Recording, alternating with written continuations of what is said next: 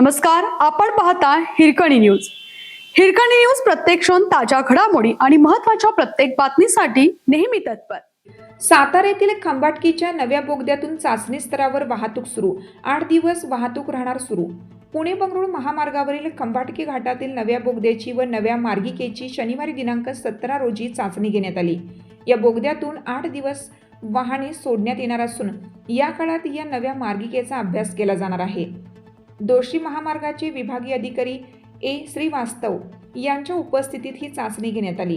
दरम्यान हा बोगदा सुरू झाल्यानंतर महामार्गावरील वाहतूक सुकर होणार असून वाहन चालक व प्रवाशांची वाहतूक कोंडीपासून मुक्तता होणार आहे. पुणे बंगळूर महामार्गावरील खंबाटकी घाटातील वाहतूक कोंडी आणि त्यामुळे प्रवासाला होणारा विलंब टाळण्यासाठी यापूर्वी पुण्यातून साताऱ्याकडे जाण्यासाठी खंबाटकीतील घाटवाटेचा मार्ग हा एकरी करण्यात आला. तर साताऱ्याहून पुण्याकडे येण्यासाठी बोगदा तयार करत स्वतंत्र मार्ग तयार करण्यात आला.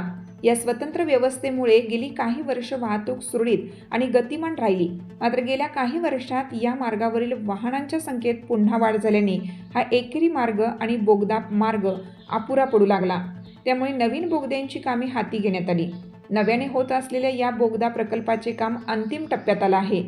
या कामासाठी 926 कोटी रुपये खर्च येणार आहे.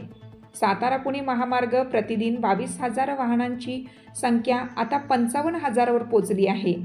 या मार्गावरील वाहनांची संख्या वाढल्याने देखील कोंडी आणि अपघाताचे प्रमाण गेल्या काही वर्षात वाढलं होतं.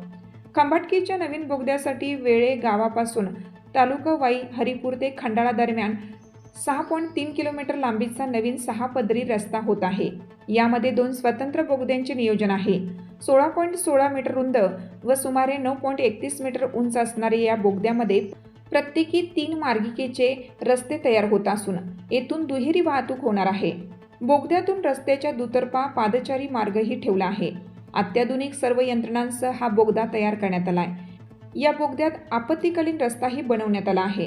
त्याचा उपयोग अपघातग्रस्त वाहतूक सुरळीत करण्यासाठी होणार आहे. नव्या बोगद्याने वाहतूक सुरळीत. खंबाटकी घाटातील नव्या बोगद्याची आज चाचणी घेण्यात आली. सुरुवातीला वाहने जात असताना काही अडथळे येत आहेत का याची पाहणी करण्यात येणार आहे. यासाठी सातारा बाजूकडून पुण्याकडे हलकी वाहने या बोगद्याच्या मार्गावरून जातील. अवजड वाहने जुन्या बोगद्यातूनच पुण्याकडे जातील. सुरुवातीला काही दिवस काही तांत्रिक बाबी तपासणीसाठी हा मार्ग सुरू राहील. याची खात्री झाल्यावर हा मार्ग कायमचा सुरू करण्यात येईल.